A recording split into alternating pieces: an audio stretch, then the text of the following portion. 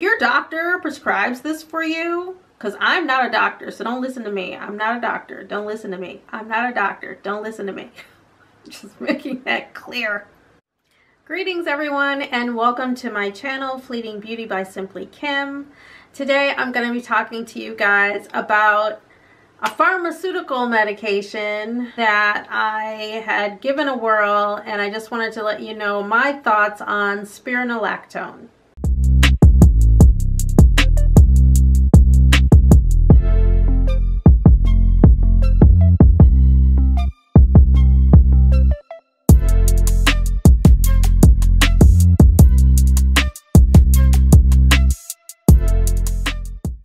So hi guys, I'm talking to you guys about something that a lot of you have probably heard of. I am a person that has some hormonal imbalances, and so my doctor recommended that I give Spironolactone a try, and I don't know if I'm saying it right or not, sorry folks, but I've heard it called Spiro, heard it called Spironolactone, Spironolactone. I think the actual drug itself is called Aldosterone.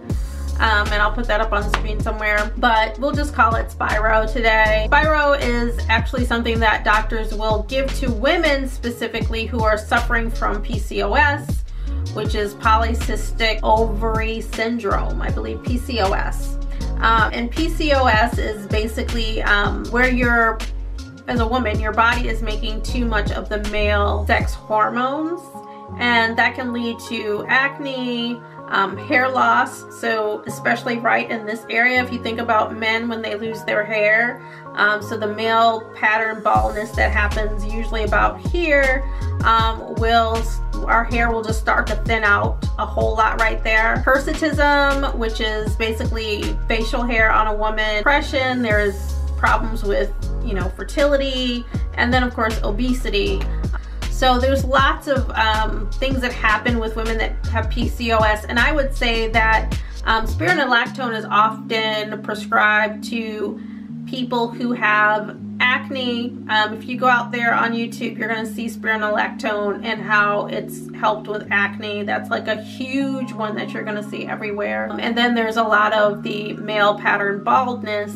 A lot of women are using it for that as well. So it's really treating the symptoms of PCOS. My reason for taking it were for all of those reasons that I just listed, and it was mostly for me just dealing with thinning hair was a huge one. And then of course I have acne as well, and I've always had acne since I was probably like 12 or 13 years old. So I wanted to do something about it, because now, hey, 40 years of having it is long enough. So we're thinking acne is another big thing with PCOS. So think acne, hair loss, facial hair, depression, obesity, and then infertility. It just really messes up a woman's life when you think about it.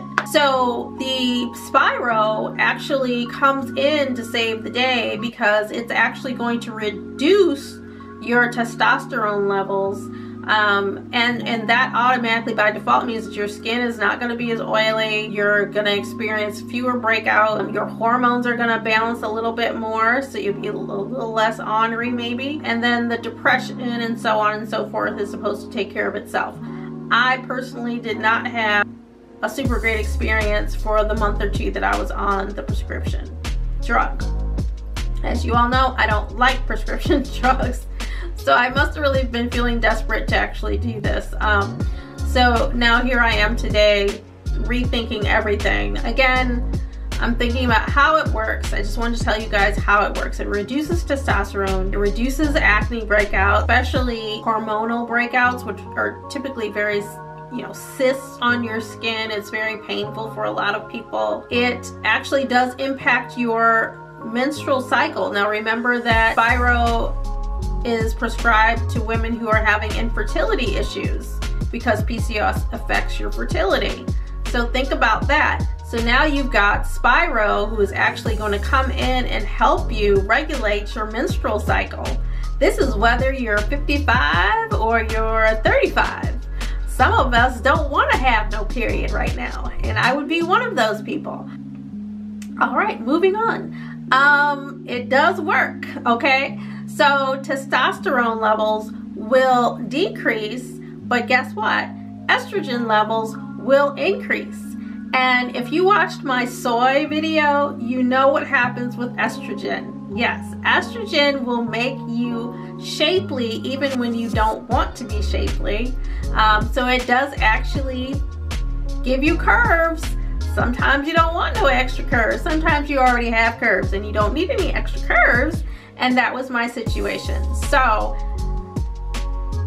some of us who take Spiro will experience a bump in cup size, or maybe two. It's not really necessarily a good thing. I'm joking about it, but it's actually one of the serious side effects of taking Spiro is that your breasts could enlarge. They could be very tender. They could also be very itchy. Spiro can actually cause you to have itchy skin, and it has something to do with your liver and getting rid of toxins. So think about your liver working overtime and possibly not being able to keep up with the process of you taking a diuretic. The diuretic is now causing you to have to urine. So it's working overtime because it's trying to cleanse and, you know, detoxify things that are going through your body. And my understanding is with Spiro, it does a very special thing with Spiro. It's like it releases water retention while holding back potassium. So in that whole process, just think about your poor liver is just working overtime to do it that way. That's the way that the drug is made, to reserve your potassium. So that's another thing to be concerned about, is that your potassium levels need to be checked ever so often to make sure that you don't have too much potassium. I experienced a lot of muscle spasms, and that's one of the side effects that comes along with Spiro. Second to last thing that I experienced was that I was very fatigued. Like my energy level was so down. Like I couldn't even sit and watch a whole movie without feeling like I won't say I was feeling like I was gonna sleep. I woke up asleep, if that makes sense. Like I would wake up like this. Like, how did my face get down there? Of just being very lethargic. And then the other part of that was I got super depressed, and that was really unusual for me because I'm really in a mode of trying to keep myself pretty positive, but I was just really impacted by everything under the sun. And I would have to say that that has something to do with the estrogen. Probably I would only guess that maybe I was experiencing PMS like all the time. You think about it, it's like, what do you experience when you are going through or about to start your period? You're very emotional, your breasts are tender, it seems like you're swelling up. You know, this is supposed to be a diuretic. I should be actually losing water retention, but I actually felt like I was actually blowing up, and it was probably just me gaining weight because of the estrogen. It just was not pleasant, okay?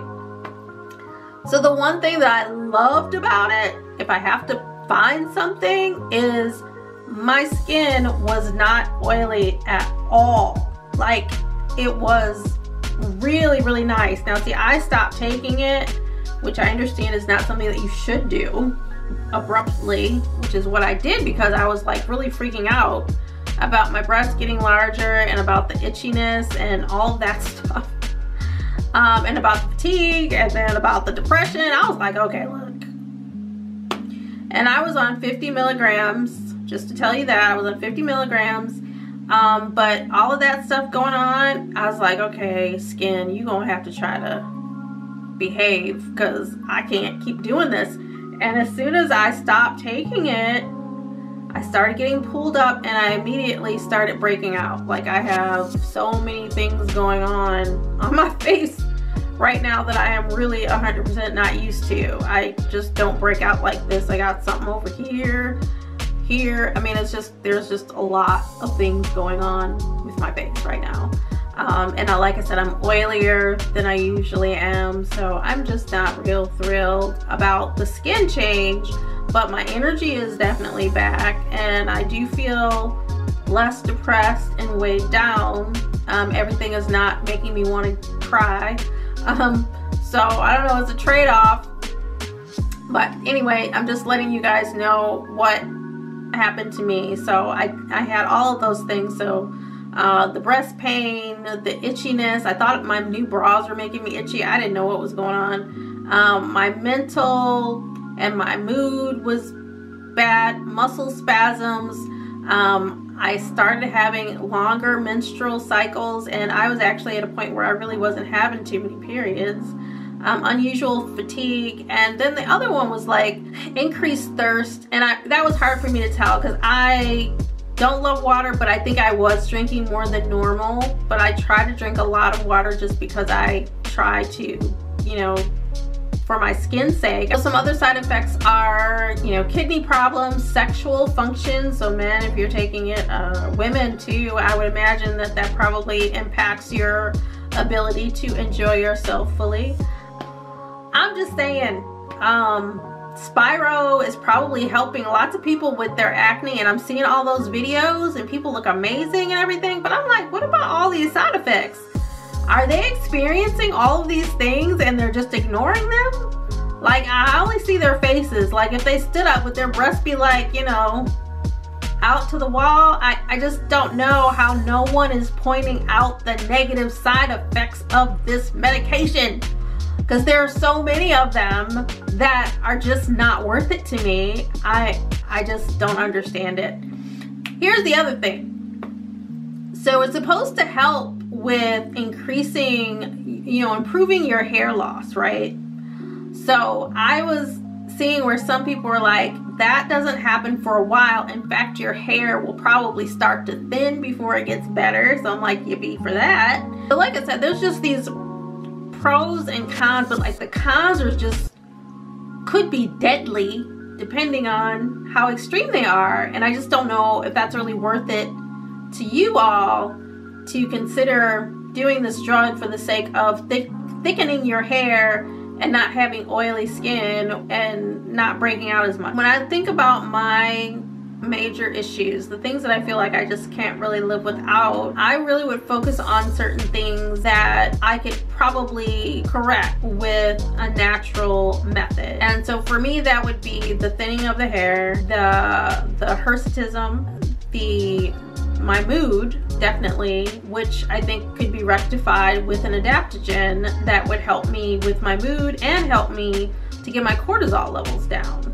There's lots of products out there that we could consider trying for a minimal amount that would be worth avoiding the cons of Spiro, truly. For the hair, there are DHT blockers out there. The DHT blocker by Advanced Trichology.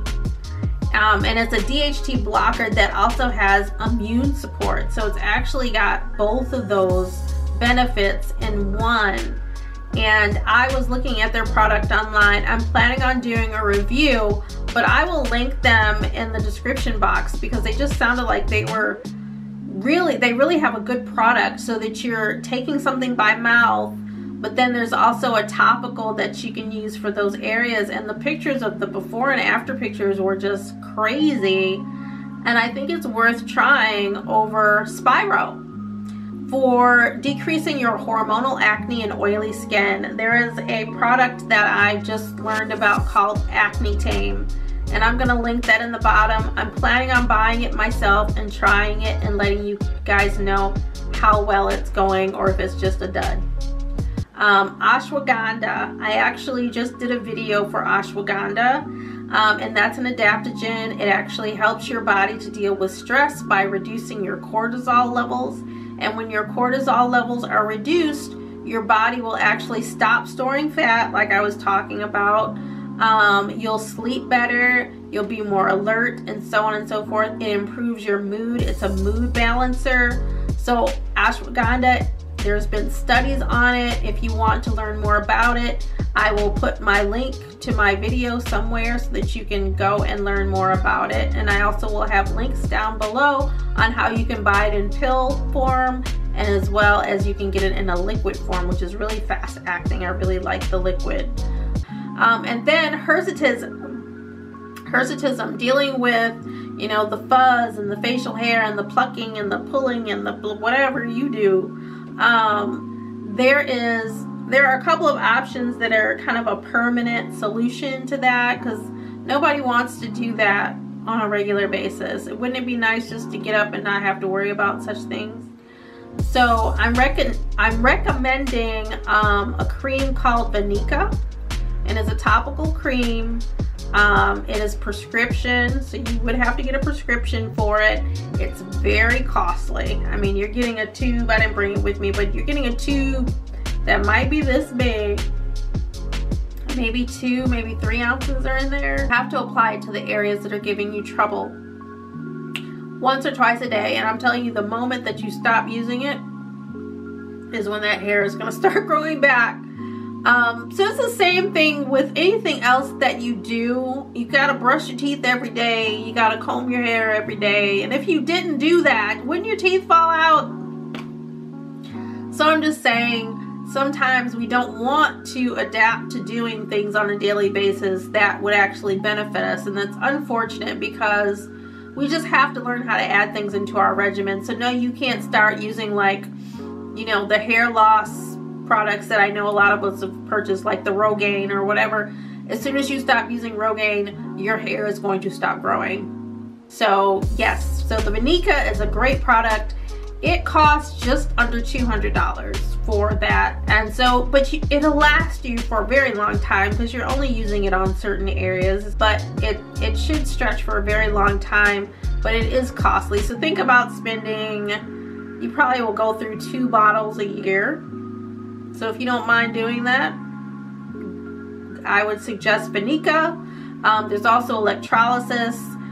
Some people are scared of electrolysis because they say that it can leave scars behind on your face.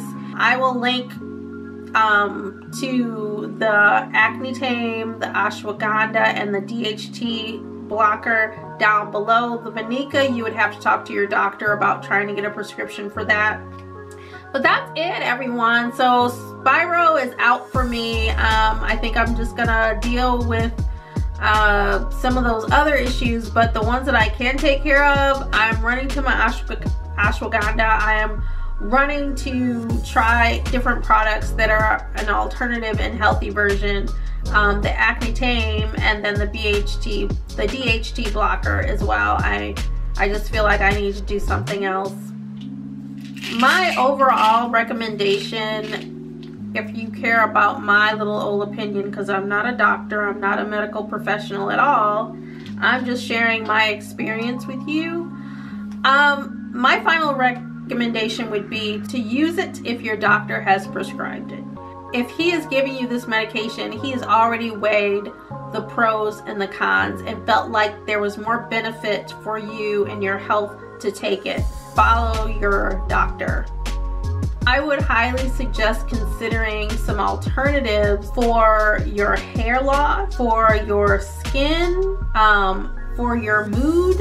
There's lots of things that you can do that don't have to do with pharmaceuticals, and especially not Spiro with all of the side effects.